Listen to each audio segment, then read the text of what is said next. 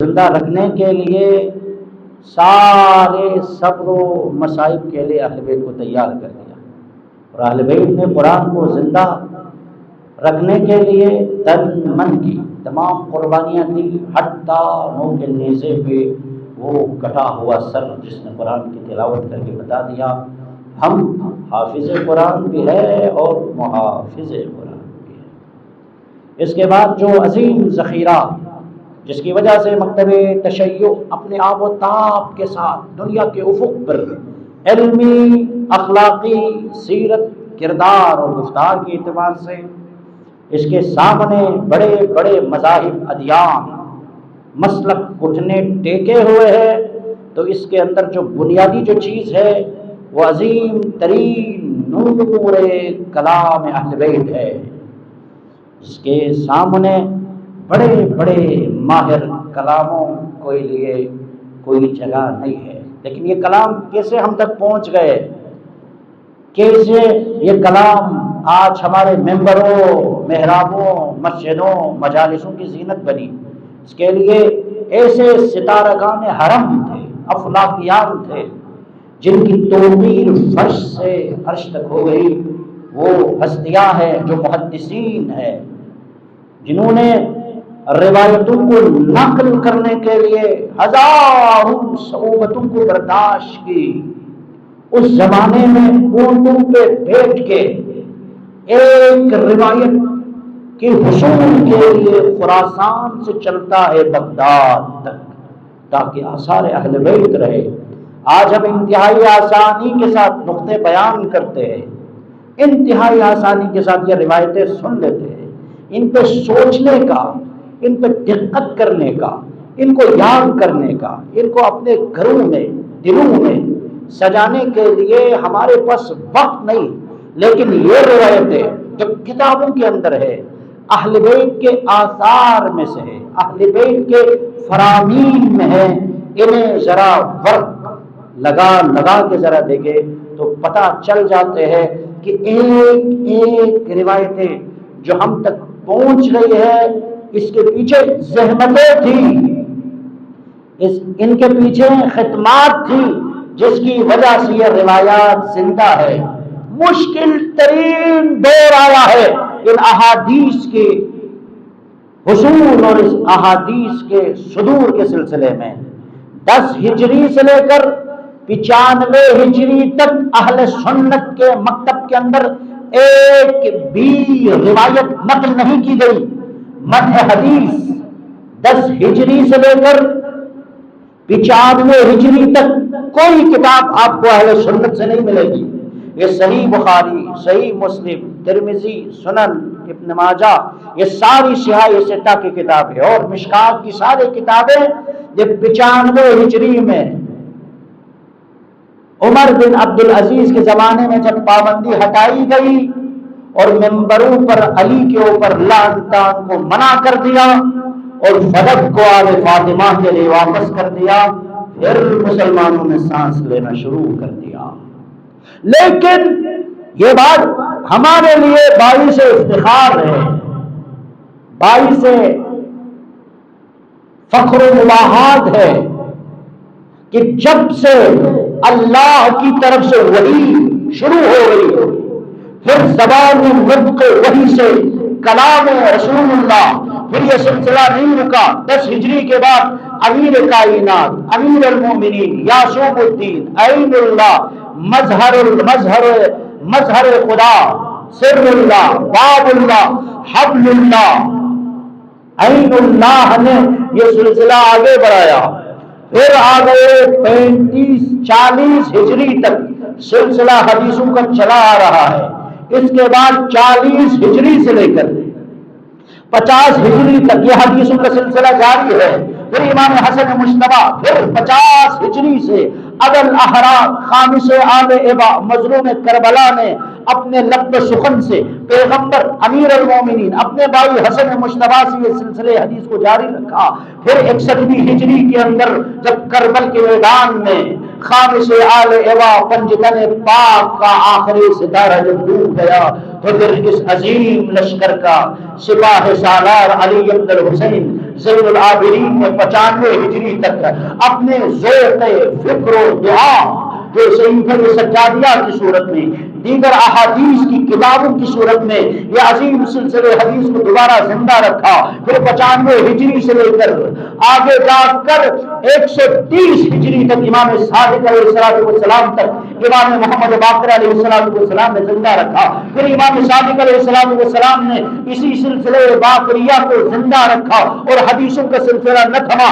148 ہجری تک امام صادق علیہ السلام اس حدیث کے سلسلے کو جوڑ کر رکھا. پھر 148 ہجری سے لے کر 185 ہجری تک امام موسیٰ کاظم علیہ السلام نے اس حدیث کے سلسلے کو جاری رکھا. پھر 185 ہجری سے لے کر 203 ہجری تک امام علی رضا خان اللہ اکبر خراسان کا شہنشاہ جو عظیم غریب الغربا ہے اس حدیث کے سلسلے کو جاری رکھا.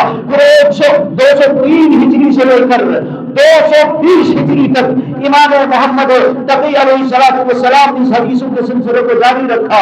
پھر امام علی نقی علیہ السلام نے اس سلسلے کو آگے بڑھایا 255 ہجری تک.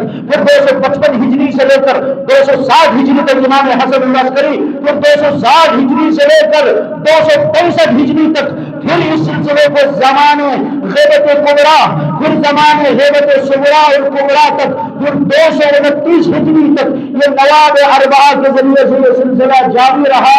آج تک حدیثوں کا سلسلہ جاری ہے. اللہم صلی علی محمد. لہذا ہماری حدیثوں کا جو سلسلہ ہے کسی بھی تاریخ کے حصے میں رکا نہیں ہے، زندہ ہے، تابندہ ہے. لیکن یہ حدیثیں کیسے آ گئی؟ اس میں سے جس روایت کو آپ کی خدمت میں عرض کر رہا ہوں، شیخ صدوق جو کہ 380 ہجری کے اندر دنیا میں 380 ہجری کے اندر دنیا میں آتے ہیں، اور وہ عظیم ہستی ہے کہ جو کہ امام زمانہ کی دعاؤں کی وجہ سے دنیا میں آ گئے. انہوں نے 320 کتابیں لکھی ہے. اس زمانے میں ایک روایت حاصل کرنے کے لیے خراسان سے چلتے تھے بغداد تک اور اس روایت کو لکھتے تھے. ان کی بے شمار کتابیں ہیں جو آج بھی علم الشرائع کی عظیم کتاب ان کی ہے. اکمال الدین و اکمال النعمہ کی عظیم کتاب ان کی ہے. اخبار عیون الرضا ان کی ہے. من لا یحضر الفقیہ جو کتب اربعہ کی جو عظیم ترین کتاب ہے وہ ان کی ہے.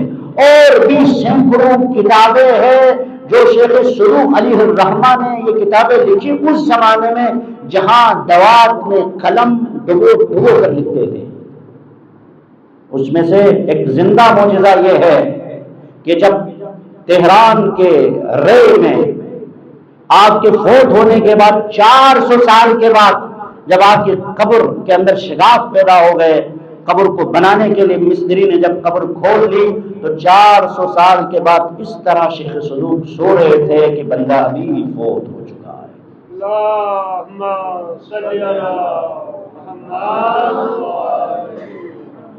لہذا ہمیں معلوم بھی ہونی چاہیے کہ یہ روایتیں نقل کرنے والے احادیث جس کو ہم ممبروں سے مجلسوں میں ایام عزا محفلوں میلاد کے اندر پڑھتے ہیں، اس میں جو عظیم ترین حق ہے ان عظیم ہستیوں کی ہے جنہوں نے ایک ایک روایت ہم تک پہنچانے کے لیے اپنی جانوں کے کھیل کے لیے روایتیں ہم تک پہنچی ہے. آج ہمارے بچے بہت ساری چیزیں یاد رکھ لیتے ہیں، اچھی بات ہے، کیمسٹری، فزکس، بایولوجی، یا میں معذرت چاہتا ہوں دوسرے جو کھیل کے کھلاڑی ہیں ان کے نام یاد رکھتے ہیں، یا اللہ نہ کرے وہ چیزیں جو کہ جن کو دیکھنا صحیح نہیں ہے ان کے نام کو ہمیں یاد ہے. لیکن ہمارے بچوں سے اگر پوچھے کہ ایک حدیث پڑھے، ایک حدیث کی قرات کرے ولایت امیر المومنین کے بارے میں، امام حسین علیہ السلام میں ہم عشر محرم پڑھتے ہیں، اس امام کے 10 حدیث ہمیں یاد نہیں ہوتے ہیں. اگر کوئی ہم سے مخالف لوگ پوچھے کہ آپ اپنے مولا کی ایک حدیث سنائیں تو ہم سر جھکاتے ہیں. لیکن دوسرے لوگ اگر آپ دیکھ لیجئے وہ صحیح بخاری صحیح مسلم کی روایتیں عربی میں پڑھتے ہیں. ہم عربی تو کیا اردو میں بھی کم سے کم ان کا ترجمہ نہیں پڑھتے ہیں. روایت کے اندر موجود ہے اگر کوئی شخص 40 روایتیں یاد کر لے،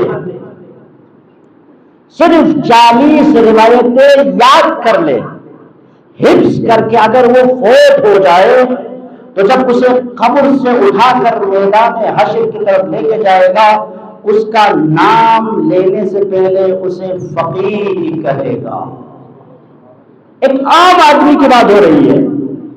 ایک عام آدمی جو کسی بھی شعبہ زندگی سے خواہ مرد ہو خواہ عورت ہو خواہ باپ ہو خواہ ماں ہو، اگر ہفتے میں اگر ایک حدیث چھوٹی سی حدیث حسین منی وانا من الحسین مثال کے طور پر کرو، علی حق والحق مع علی، یہ روایت ہے، ان کو یاد کرے، یاد کرتے رہے حتیٰ تعقیبات نماز میں احادیثوں کو پڑھے.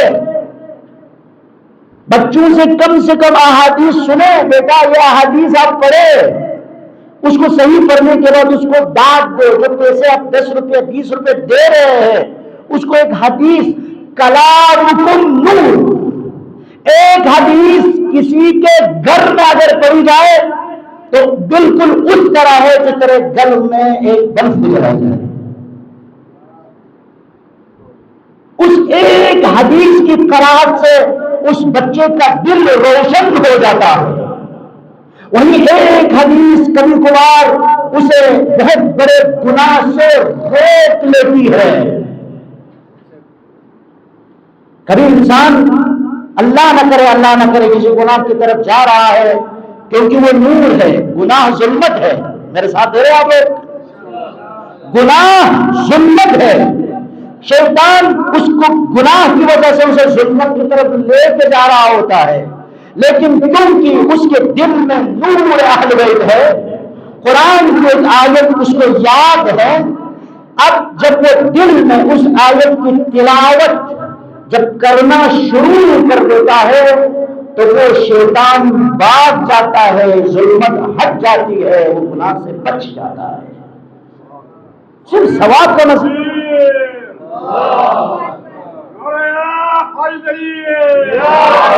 لہذا بہترین فرصت ہے حضرت زینب کا خطبہ. یہ صرف عالم کو یاد کرنے کی ضرورت نہیں ہے. جو دربار ابن زیاد میں زینب بنت علی بنت ابن ابی طالب نے پڑھا، اس میں کیا لکھا ہوا ہے یہ یاد کر لیجئے، پڑھ لیجئے. جناب سجاد کا وہ خطبہ جو یزید کے دربار میں آپ نے قرات کی، آیا اسے صرف عالم کو پڑھنا چاہیے؟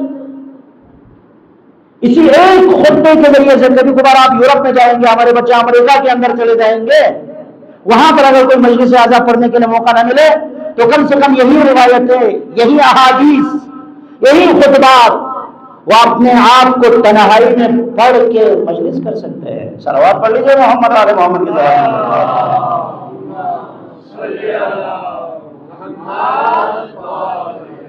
بس اتنی روایات کہ محمد بن مسلم کی بھی صرف اور صرف 60,000 روایتیں ہیں.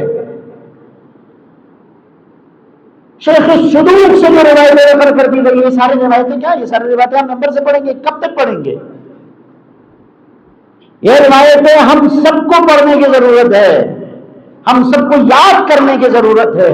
حتیٰ میں عرض کروں گا یہاں کمیٹی کے برادران، حدیث شناسی بلکہ انعام رکھے اس عشر محرم کے اندر اگر امام حسین کی شہادت سے لے کر اگر 40 تک اگر کوئی ان خطبات کو اگر یاد کرے تو اسے کالا کپڑا خرید کے دے دے ایام عزا کے لیے.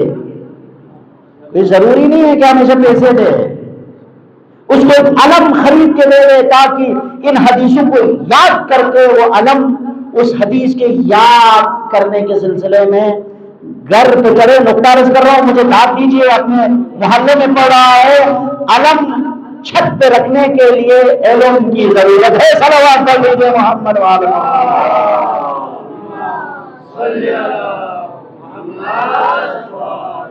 اس علم کے سائے میں جانے کے لیے علم کی ضرورت ہے.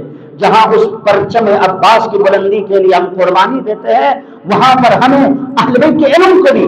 آپ تھکے تو نہیں ہیں؟ صلوات پڑھ لیجیے محمد والے محمد کی صلوات.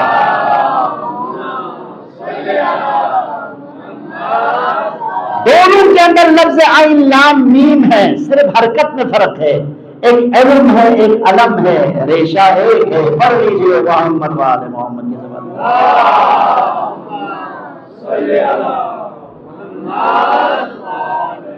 نعرہ تکبیر، نعرہ رسالت، نعرہ حیدری، حیدری، آواز بلند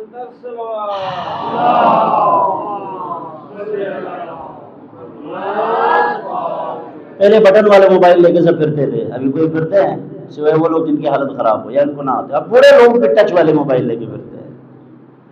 ہر چیز کے سلیقے کے اندر ہم نے آگے بڑھنے کی کوشش کی، لیکن دین کے الحمدللہ دیکھیں ابھی کیمرہ لگا ہوا ہے، نیچے خواتین ہیں، شاید وہ لوگ دیکھ رہے ہیں. ہم نے اچھے پیش رفت کی ہے تاکہ خواتین مجلسوں کو دیکھ سکے. پوچھے عشرہ محرم کے اندر ماشاءاللہ سے خواتین مجلسیں سن لیا، اگر اس کے بغیر بھی مجلسیں ہو سکتی تھی. اس سے بہتر ہم کر سکتے ہیں روز بروز ٹیکنالوجی کے ذریعے سے، نزورات کے ذریعے سے، لنگر امام حسین کے ذریعے سے.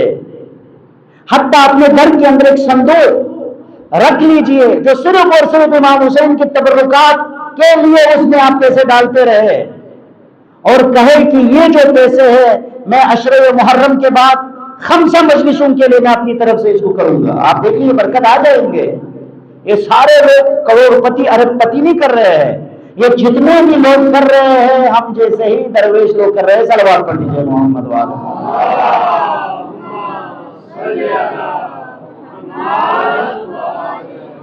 بات کہاں سے کہاں نکل گئی، لیکن کیونکہ آخری مجلس عزا ہے، ہم تو یہاں گھر کے لوگ ہیں، کبھی ادھر ہے کبھی ادھر ہے. ویسے بھی چہروں کو تقریروں کو آپ سن سن کے تھکے ہوتے ہیں، لیکن یہ آپ کی محبت ہے. لیکن کیونکہ میں اپنے آپ کو ذمہ دار سمجھتا ہوں اس کی کامیابی میں، آپ لوگوں کو شریک سمجھتا ہوں، اور خدا نخواستہ اگر ہم لوگ پیچھے رہ جائے تو پھر آپ نہیں، سب سے بڑا نقطہ ہمارے اوپر آ جاتا ہے کہ اس محلے میں عالم کون ہے. لہذا انشاءاللہ میں بہت خوشبین ہوں، میں بہت ہی اس جگہ کے بارے میں بہت امید رکھتا ہوں. اور یہ جو بچے ہیں، جوانان ہیں اور پڑھے لکھے والدین ہیں جن کو پروردگار نے توفیق بھی دی ہے، عزت بھی دی ہے، شرف بھی دیا ہے، منزلت بھی دی ہے، انشاءاللہ حسین کے صدقے میں روز بروز حالات بہتر ہوں گے. مل کے صلوات پڑھ لیجیے محمد وعلى محمد.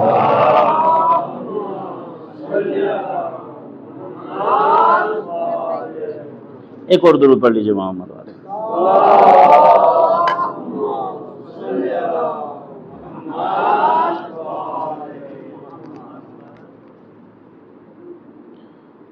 امام زمانہ بآواز بلند صلوات.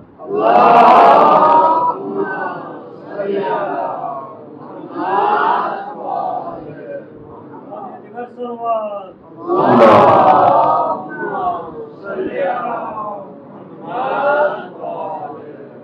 اب کسی نے سوال کیا ہے، وہ مجتہد سے سوال کیا ہے، وہ آپ مجھ سے سوال کر رہے ہیں تو اب میں جواب دے دوں تو پھر وہ فتویٰ ہو جائے گا، اگر جواب نہ دوں تو پھر ہو جائے گا. انشاءاللہ وہ میں کسی اور زاویے سے بیان کروں گا، لیکن ابھی وقت بھی نہیں ہے اور سوال کو سمجھنے کی بھی ضرورت ہے. ایک ابتلا بہ سوال ہے. ایک اور درود پڑھ لیجیے محمد والے محمد.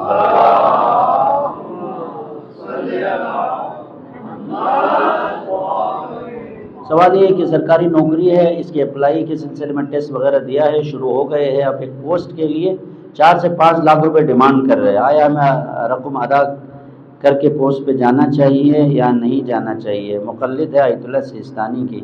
تو آیت اللہ سیستانی زندہ ہے اور انشاءاللہ یہ سوال ہم آیت اللہ سیستانی سے کریں گے اور انشاءاللہ جواب دے دیں گے. اور یہاں آیت اللہ سیستانی کا وکیل شیخ محسن حفظہ اللہ ہے، ان کے پاس جائے، وہ ان کا وکیل بھی ہے اور وہ آپ کو جواب دے سکتے ہیں. مل کے صلوات پڑھ لیجیے محمد وعلى محمد.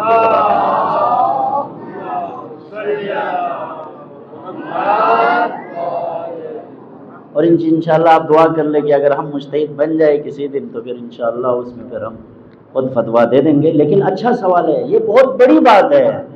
کوئی کسی نے بھی یہ سوال کیا ہو، اچھی بات ہے، حقیقت میں عرض کر رہا ہوں. جس کو دین کے بارے میں درد ہو، جسے حرام و حلال کے سلسلے میں ہاں جی احساس ہو، یہ سوال کر رہا ہے. اچھی بات ہے سوال کرنا. ضروری نہیں ہے کہ ہر سوال کا جواب ہم ہی دیں، ممبروں سے دیں، مجلسوں سے دیں، لیکن خود سوال کرنا، دینی سوال کرنا، فقہی اعتبار سے سوال کرنا. جس کے بارے میں ایک شخص آیا جناب سیدہ کے پاس، وہ سوال خاتونیں بار بار سوال کرتی تھی، پوچھتے تھے. کچھ عرصے کے بعد انہوں نے ہاتھ جوڑ کر عرض کی، سیدہ بار بار ہمارا آنا، آپ کے دروازے پہ ہر روز سوالات کرنا فقہی اعتبار سے حرام و حلال، مکروہات مباحات کے سلسلے میں آپ کو زحمت ہو رہی ہے. کہیں آپ کے دل میں کوئی ایسی بات تو نہیں ہے جس کی وجہ سے میرے سوالوں سے آپ کو زحمت ہو؟ تو آپ کے لبوں پہ مسکراہٹ آ گئی. کہا کہ خاتون، تمہارے سوال سے مجھے عرش کی طرف جانے کی سیڑھی مل رہی ہے. فقہی ایک مسئلہ یاد کر لینا حکم پروردگار کو زندہ کرنے کا معنی ہے. یعنی اگر کوئی ایک مسئلے کو یاد کرے گا، اس پہ عمل کرے گا، اس حکم کو زندہ کرنے کا ثواب ہے. صلوات پڑھ لیجیے محمد والے.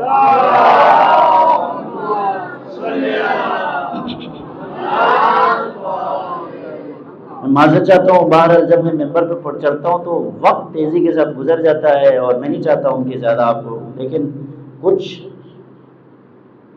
باتیں آپ کی خدمت میں لے کے آیا ہوں. انتہائی تیزی کے ساتھ گفتگو کروں گا کیونکہ تقریباً آدھا گھنٹہ تو میں نے تقریباً پڑھ لیا ہے. 45 منٹ سے زیادہ بہرحال اجازت نہیں ہے، تو میرے پاس صرف اور صرف 10 سے 15 منٹ ہے. بس آپ مجھے 15-20 منٹ کی اور اجازت دیجیے. اگر مجھے خود پتہ چل جاتا ہے، البتہ ایک ناقص خطیب ہوں، چہرے کی تکن سے میں آپ کی زحمتوں کو تمام کروں گا. آپ کی خستگی دور ہو اور مرنے سے پہلے کربلا حسین کے ذریعے پہ پہنچنے کے لیے دل کی اتھاہ گہرائیوں سے صلوات پڑھ لیجیے محمد و آل محمد کے زبان.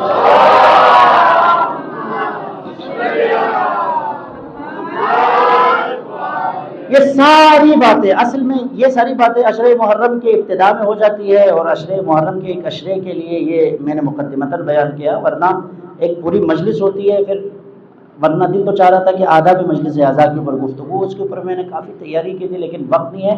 ایک مجلس میرے کندھے پہ ہے جس میں ہم بیان کریں گے جوانوں سے، خاص طور پر میرے جوانوں سن لیجئے. یہ جو آداب مجلس اعزا ہے اس کو سمجھنے کی ضرورت ہے.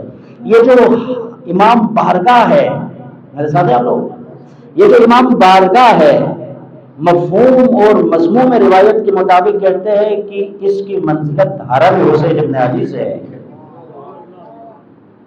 امام بارگاہ خود حرم نہیں ہے. میری بات آپ سمجھ رہے ہیں؟ ظرافت ادب اور الفاظ میں ذرا دیکھ لیجیے. دیکھیں یہ امام بارگاہ حرم نہیں ہے، لیکن اس امام بارگاہ کے لیے حرم کی منزلت ہے. حرم میں کیا ہے؟ وہ ہستی جس کا بدن ہے وہ حرم ہے، اور وہ جگہ جہاں پر اس ہستی کی روح ہے وہ امام بارگاہ ہے. صلوات پڑھ لیجیے محمد و آل محمد.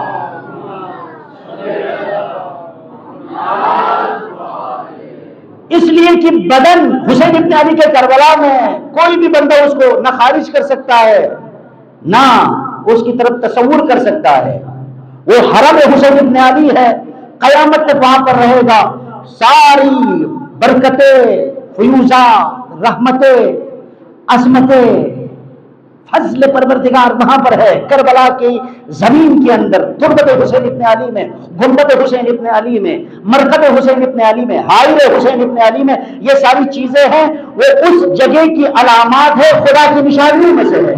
لیکن روح حسین ابن علی کے لیے کوئی زمان و مکان کی قید نہیں ہے. جہاں حسین کی بارگاہ ہو وہاں حسین ہے. صلوات پڑھ لیجیے محمد والے.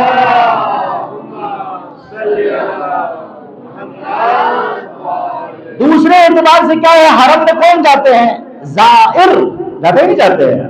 جو بھی کربلا کا رخ کرے، کربلا کی طرف جائے، زیارت کرنے کے لیے جائے، وہ زائر ہے. تو کہتے ہیں کہ جب امام بارگاہ منزلت حرم میں ہو، جب امام بارگاہ منزلت حرم پہ ہو، تو علماء فرماتے ہیں عزادار منزلت زائر پہ ہے. کیوں؟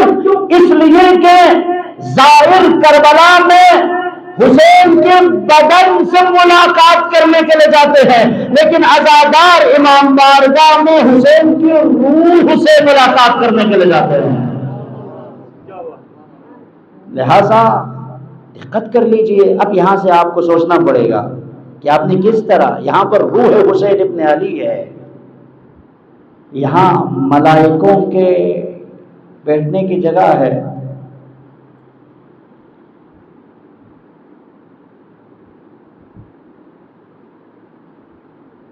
حمران بن یعفور کی روایت موجود ہے، امام کے گھر میں مجلس عزا ہے، چھٹے امام کے گھر میں. امام نے پردے کو کھینچ کے مستورات کو بلائے، خود بیٹھے، کچھ یاران نے. روایت یہ بتاتی ہے، مصیبت نہیں عرض کر رہا ہوں، دقت کرے مومنین، جوانوں دقت کرے، آپ کہاں پر ہے.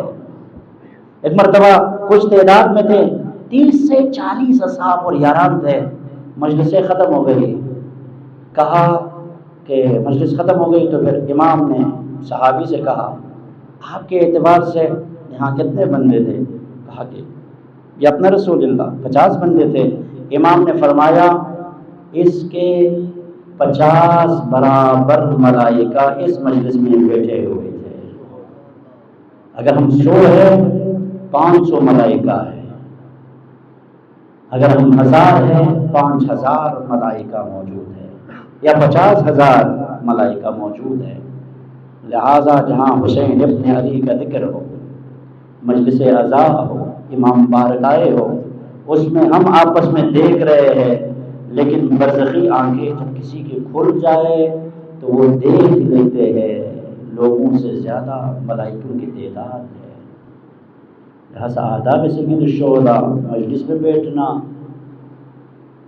آداب کے چیزوں کو سمجھنا، یہ روح عزاداری ہے. میری باتیں رہ گئی، انشاءاللہ یہ جو تقریر آپ کی خدمت میں لے کے آیا تھا، انشاءاللہ اگر کمیٹی کے برادران اگر کوئی اور مجلس ہو جائے تو میں بیان کروں گا، کیونکہ اگر اس گفتگو کو میں شروع کروں تو کم سے کم اس بہت اہم مجلس تھی، بہت اہم مجلس تھی. یہ باتیں بھی جو میں نے کی وہ بھی اہم ہے، لیکن اہم مجلس تھی.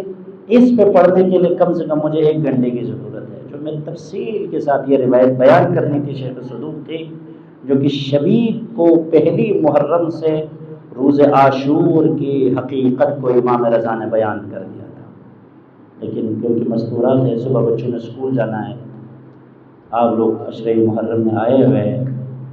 مجلس آپ نے ماشاءاللہ سے پڑھی، قبلہ جان حیدری صاحب کو ان کے توفیقات خیر میں اضافہ کرے. انہوں نے بہترین فرامین کے ذریعے سے آپ کے دلوں کو منور فرمایا ہے. بس اپنے دلوں کو لے کے چلے کربلا کی طرف.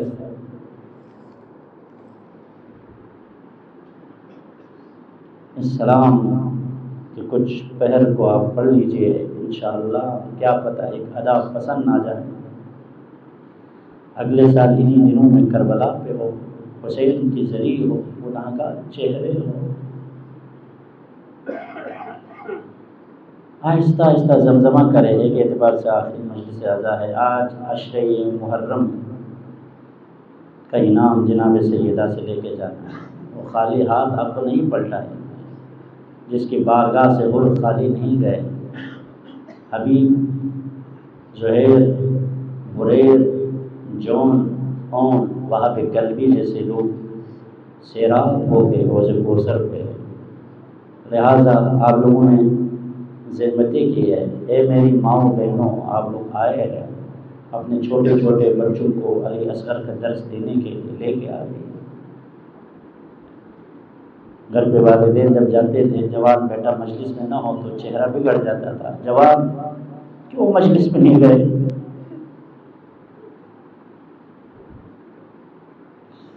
علی اکبر کی وجہ سے غصہ کرتے. گھر میں کوئی بندہ رہے تو فوراً کہتے ہیں کہ آپ مجلس کے لیے کیوں نہیں گئے؟ یہی محبت، ایک ادا کافی ہے.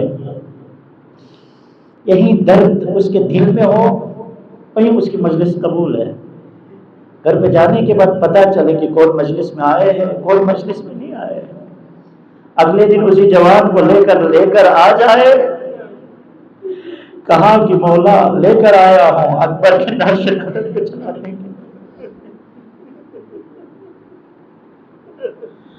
یہاں بات اللہ، یہ جوان لوگ آئے ہیں، سیکیورٹی کے مسائل، ہزاروں پریشانیوں کے باوجود، مشکلات کے باوجود، مالی مسائل کے باوجود، عالم غربت میں ہم لوگ رہتے ہیں، گھروں سے دور ہیں.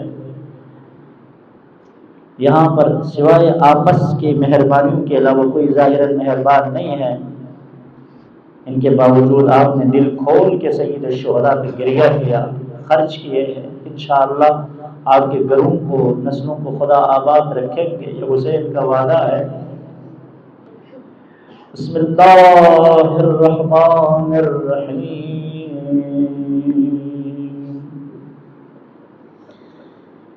سلام کرنے سے پہلے آپ ذرا اس جملے پہ غور کریں، پھر 2-3 جملے بس اشک کے ذریعے سے محرم کے عشرے کا وداع کرے، اس کے بعد عشرے میں داخل ہو جائے. اگر کوئی انسان فوت ہو جائے، عام حالتوں میں فوت ہو جائے، کوئی معمولی سا بندہ ہو، اس کی کوئی پہچان نہ ہو، اس کا جنازہ کسی جگہ پہ پڑا ہوا، آپ اس کو نہ پہچانتا ہو، کہاں کا ہو، کدھر کا ہو، مسلمان ہو یا نہ ہو، ایک بندہ فوت ہے، کسی چوک پہ، کسی گلی پہ، کسی نکڑ پہ اس کی لاش پڑی ہو، تو آپ سوال کرتے ہیں اس سے کہ بھئی یہ کس کا جنازہ ہے؟ اسے دفن کیوں نہیں کیا ہے؟ آیا یہاں کوئی مسلمان نہیں ہے؟ آیا کوئی انسان نہیں ہے؟ اب آپ اندازہ کر لیجئے، کربل کے میدان میں ایک لاشانی ہے، 18 بنی ہاشم کی کڑیال جوان عباس کی صورت میں ہے. علی اکبر کا لاشا حرم میں پڑا ہے، قاسم کا داماد لاشا حرم میں پڑا ہے، اور وہ اصغر جس کو 2 مرتبہ شہید کر دیا، اس کا بھی چھوٹا بدن کربل کے میدان میں پڑے ہیں. اور محمد جو زینب کے 2 ستارے ہیں ان کے بدن میں پڑے ہیں. دشمنوں کے نجس لاشیں دفن ہو گئے، لیکن آل مصطفیٰ کے بدن 3 دن تک کربلا میں رہے.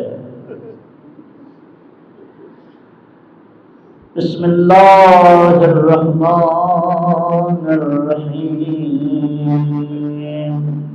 ان مظلوم بدنوں کو تصور کریں جو 3 دن تک عریان نرن میں پڑے ہیں، اور سلام بھیجیں. انشاءاللہ کروڑوں جواب آپ کو عطا کریں گے حسین، اور کروڑوں سلامتی ہے. السلام یا ابا عبداللہ. نہ شرمائیں، آواز بلند کرے، کربلا تک آواز چلی جائے، دلوں کو آزاد کرے. میری آواز اچھی نہیں ہے. السلام علیک یا ابا عبداللہ علی الارواح التي حلت بفنائه عليك مني سلام الله أبدا ما بقيت وبقي الليل والنهار ولا زاده الله آخر العهد مني لزيارتكم آواز بلند کرے السلام علی الحسین وعلی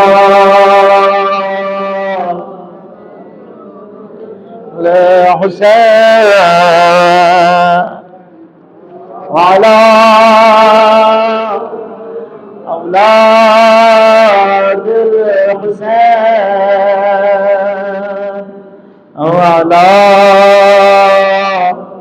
اصحاب الحسین. دلوں کو ہلکا کرے. ایک مرتبہ پھر حسین پہ آخری مرتبہ سلام بھیجے. کیا پتا یہ ادا پسند آئے, کھینچ کے کربلا لے چلے. السلام علی الحسین وعلی علی بن الحسین ماشاءاللہ وعلی اولاد الحسین وعلی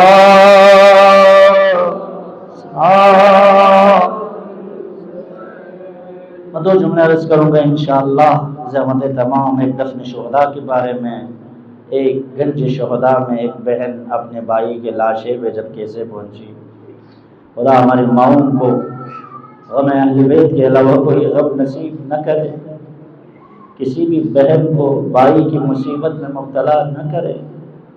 سید الشہداء حضرت حمزہ جب جنگ احد میں شہید ہو گئے اور آپ کے جگر کو ہندی جگر خار نے چبایا, آپ کے کان اور ناک کو کاٹ دیے اور اللہ کے رسول کے دندان جب احد کے میدان میں شہید ہو گئے, سارے لوگ نکل کر گئے میدان احد سے, صرف علی رہ گئے رسول کی حفاظت کے لیے.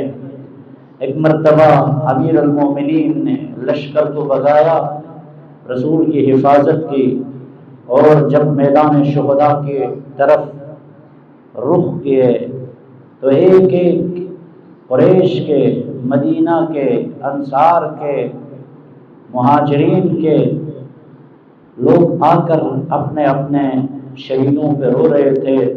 اللہ کے رسول بڑے اپنے چچا حمزہ کے لاشے تک پہنچے, اس کی حالت دیکھی. ایک مرتبہ کہا کہ کوئی ہے جو میرے چچا پہ ماتم کرنے والے, رونے والے. بنی ہاشم کے مستورات کو بلائے گئے, کہا کہ آ جاؤ, یہ اہل سنت کی کتابوں کے اندر بھی موجود ہے, عزاداری پہ رونا کوئی بدعت نہیں ہے, یہ رسول کی سنت ہے. جنگ احد میں سارے مسلمان خواتین مرد و زن نے اپنے شہداء پہ گریہ کیا ہے. یہاں پر خود اللہ کے رسول نے فرمایا ہے کہ آ جاؤ ہمارے چچا پہ گریہ کرنے کے لیے. مستورات آ گئے. اور ایک مرتبہ رسول خدا کو جب خبر ملی کہ ان کی پھوپھی حضرت حمزہ کی بہن جناب صفیہ بھی آ رہی ہے اپنے بھائی کے لاشے پہ, تو آپ نے فوراً اپنے ابا کو ڈال دی جناب حمزہ کے بدن پہ. ابا چھوٹی تھی, ان کے پیر نکلے اور اصحاب سے کہا جاؤ اس احد کے میدان سے خشو خاشاک اٹھا کر لاؤ, میرے چچا کے پیروں کو چھپاؤ, وہاں سے خون نکل رہا ہے. اگر یہ خون شاید ان کی بہن دیکھے برداشت نہ ہو سکے.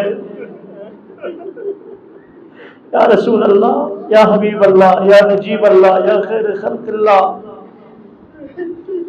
اور ایک مرتبہ جب خبر پہنچی رسول اللہ تک کہ ان کی بہن احد کے میدان پہ وارد ہو گئی ہے اور جسد مطہر حضرت حمزہ کے قریب ہے, تو ایک مرتبہ آپ اٹھ کے چلے گئے اور ہاتھ جوڑ کے اپنے پھوپھی اماں سے کہا ایک شرط پہ میں آپ کو اپنے بھائی کے لاشے پہ جانے کی اجازت دوں گا, کہ شرط یہ ہے کہ آپ جائے, روئے ضرور, ماتم ضرور کرے, بکا ضرور کرے، فریاد ضرور کرے، لیکن آپ نے میری ابا اٹھا کر اپنے بھائی کے لاشے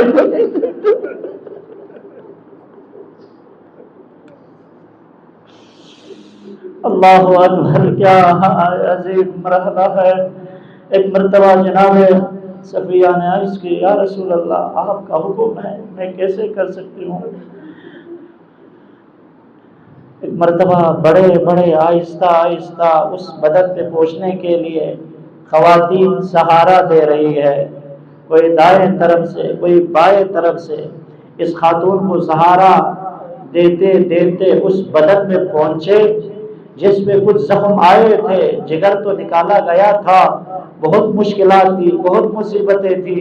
ایک مرتبہ وہاں پہنچے، پورے بدن پہ نگاہ کرنی، تاریخ یہ لکھتی ہے کہ ایک مرتبہ جہاں خش و خاشاک احد کی مٹی ڈال کے پیروں کو چھپایا ہوا تھا، وہاں سے آہستہ آہستہ تھوڑا سا خون نکلنے لگا، اور جب وہ خون اس جگہ کو گھیر لیا، اس کو دیکھ کر جناب صفیہ بے ہوش ہو گئی۔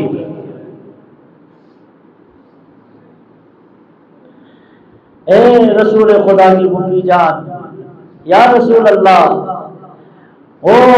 جناب صفیہ میدان احد میں آنے کے لیے خواتین نے سہارے دیے، آپ جیسے ہستی تھے جو استقبال میں گئے، آپ نے اپنی آواز ڈال دی، اے عزادارو، پرزادو، اس عظیم ہستی کو جس کے ماتم میں غریب آسماں والے ملک اور فرشتے رو رہے ہیں۔ ایک مرتبہ یہی تو کہا نا، اے پھپھی اماں، میری آبا کو نہیں اٹھانی ہے، بدن کو نہیں دیکھنا ہے۔ خواتین آ گئے سہارا دینے کے لیے، اور بدن سے پیروں سے تھوڑا سا تو خون نکلا تھا، یہ برداشت نہ کر سکی، احد کے میدان میں جناب صفیہ گر کے بے ہوش ہو گئی۔ میں ہاتھ جوڑ کے کہوں، یا رسول اللہ، آ جائے نا ذرا کربل کی میدان پہ، ایک اور بہن آ رہی ہے جس کو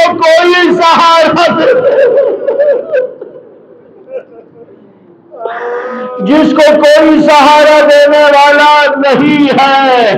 ہاں، دشمن تالیاں بجا رہے ہیں، ڈول بجا رہے ہیں، اتنے میں والی کی بیٹی مر گئی نا، یا سید الشہداء حمزہ، آپ کے بدن کو چھپایا گیا تھا، رسول خدا کی آواز تھی، شاید زینب نے مدینے کی طرف رخ کر کے یہی کہا ہو، اے نانا آ جاؤ نا، یہ حسین ہے جس کا بدن رنگ پامال ہے، اتنے تیر اور اتنے تلواروں میں چھپے ہوئے ہیں۔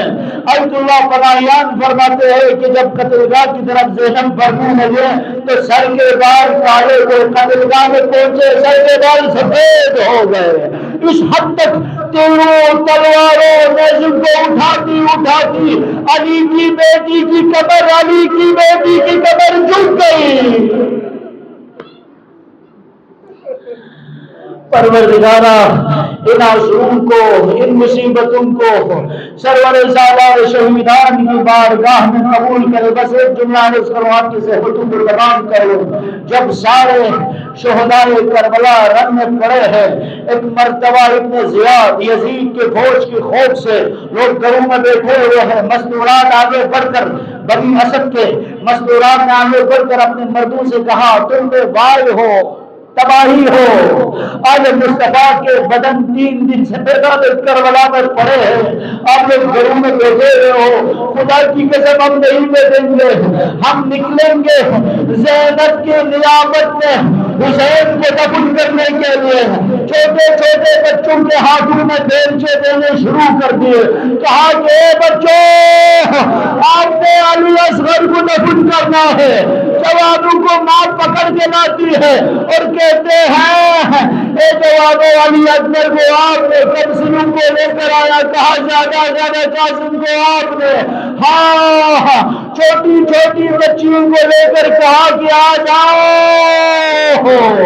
ان ہستیوں کو دفن کرنے کے لیے ہے۔ اور روایت میں جب یہ ہے کہ جب یہ لوگ بڑھنے لگے تو پھر بنی اسد کے مردم کی غیرت جوال میں آ گئی، کہا کہ نہیں ہو سکتے ہیں، کچھ بھی ہو جائے ہم بڑے گے۔ مرتبہ آج کی تاریخ ہے، زمین کربلا میں تاریخ رقم ہو رہی ہے، وہ تاریخ کا حصہ ہے، بہت عظیم دن ہے۔ آل مصطفیٰ 3 دن سے اس بیاباں میں پڑے ہیں، دودھ کے سلسلے میں ہے، خاک کربلا پردے کی صورت میں آل حسین کے بدن کو چھپائے ہوئے ہیں۔ ایک مرتبہ بنی اسد کے لوگ آگے بڑھتے ہیں، بڑھنے کے بعد دیکھا پتہ نہیں چل رہا، مجھے معاف کرے گا امام زمان، پتہ نہیں چل رہا۔ آپ کو پتہ ہے نا کسی بھی لاشے کی پہچان 2 طریقے سے ہوتی ہے، یا جسم پہ کپڑا ہو، یا سر پہ، یا بدن پہ سر ہو۔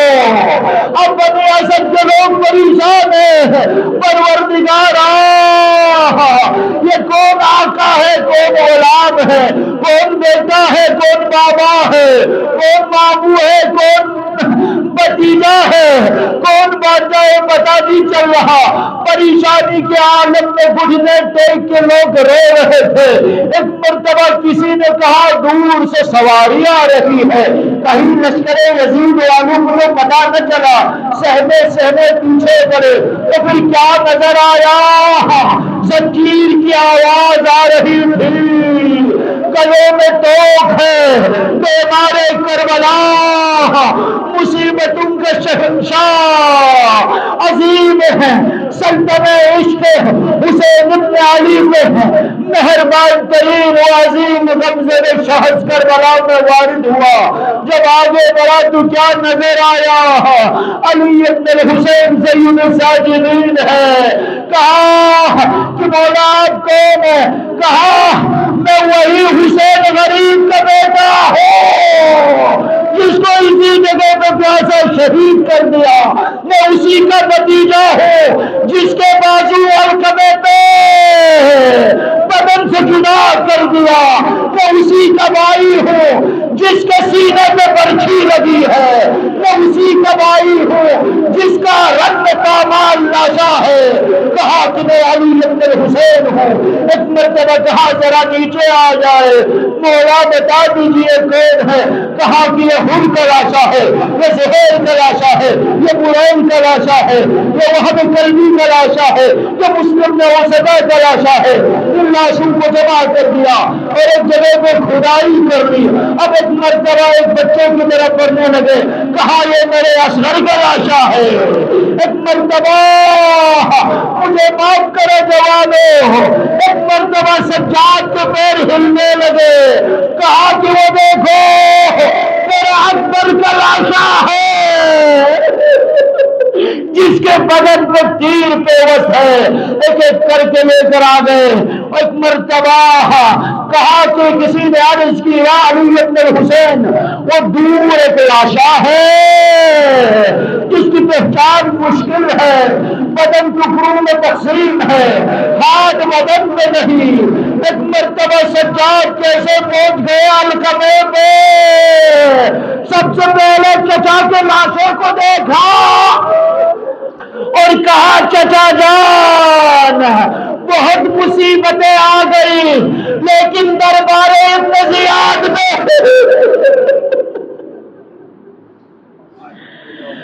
اللہ اکبر آخری جملہ عرض کر رہا ہوں، آپ اللہ اکبر، وہاں پر عباس غازی کے لاشوں کو دفنا دیا، اللہ اکبر، پھر واپس آ گئے۔